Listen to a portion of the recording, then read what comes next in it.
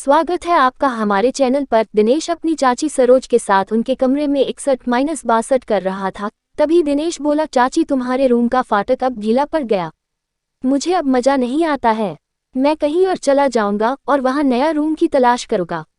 दोस्तों, चढ़ती जवानी और बेलगाम हवस की ये कहानी दिनेश नाम के लड़के की है। आपने गांव के रिश्ते में चाची लगने वाली सरोज के घर किराए का रूम लेकर चाय पकौड़े की दुकान चलाता था।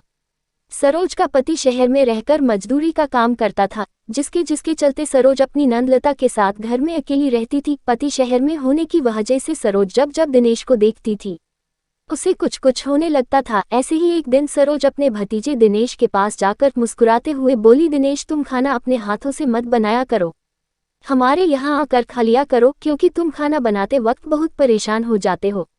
दिनेश बोला, ठीक है चाची। तब से सूरज रोज अपनी चाची सरोज के घर खाना खाने लगा था। जैसे जैसे समय गुजरता गया वैसे वैसे दिनेश का दिल उसकी खूबसूरत नंदलता की तरफ बढ़ने लगा। दिनेश उसे अंदर ही अंदर दिलोजान से चाहने लगा था, मगर सरोज तो अपने भतीजे दिनेश पर पहले से ही फिदा थी। उसकी चौड़ी छाती और मजबूत बॉडी को देखकर दीवानी हुए जा रही थी।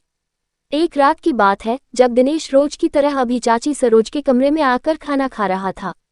खाना खाने के बाद जब दिनेश जाने लगा तभी उसकी चाची उसे एक गिलास का दूध दिया, जिसमें उसने पहले से नशीली दवा मिलाई हुई थी। सूरज को मालूम नहीं था कि दूध में कुछ मिला है। वह दूध का गिलास लिया और गट गट करके पी गया और अपने बिस्तर पर आकर लेट गया। कुछ देर बाद सरोज अपने जिस्म की गर्मी को शांत करने के लिए नौजवान भतीजे की रूम में पहुंच गई और उसके बगल में बैठकर उसके शरीर को स्पर्श करने लगी थी, जिसके बाद दिनेश पहले से ही नशे में था। चाची सरोज के स्पर्श से पूरी तरह पागल होने लगा। जब उसे कंट्रोल नहीं हुआ तब उसने अपनी चाची सरोज को अपनी गोद में उठाकर बिस्तर पर लिटा दिया। फिर क्या था, दोनों बंद कमरे में अपने जिस्म की प्यास को बुझाने लगे। अब एक बार हुआ तो आए दिन रात के अंधेरे में चाची भतीजे के साथ बंद कमरे में 61-62 करने लगी थी। मगर दिनेश तो अपनी चाची की ननंदलता का दीवाना हो गया था। वह एक दिन सरोज से बोला, तुम्हारे रूम का फाटक अब बड़ा हो गया है, मुझे मजा नहीं आता है, अब मुझे कहीं और जाना पड़ेगा। दिनेश के प्यार की दीवानी हो चुकी थी, वो उसे किसी भी हाल में खोना नहीं चाहती थी। सरोज काफी देर सोचने के बाद बोली, तो मेरी ननंद का रूम है, उसका ले लो, उसका तो दरवाजा टाइट होगा, तुम उसी के रूम में शिफ्ट हो जाओ, लेकिन मुझे भूलना मत, मेरा भी ख्याल रखना। सरोज के मुंह से ऐसा शब्द सुनते ही दिनेश पानी पानी हो गया और दिनेश देर ना करते हुए तुरंत पहुंच गया जहां सरोज की नंदलता सोई हुई थी।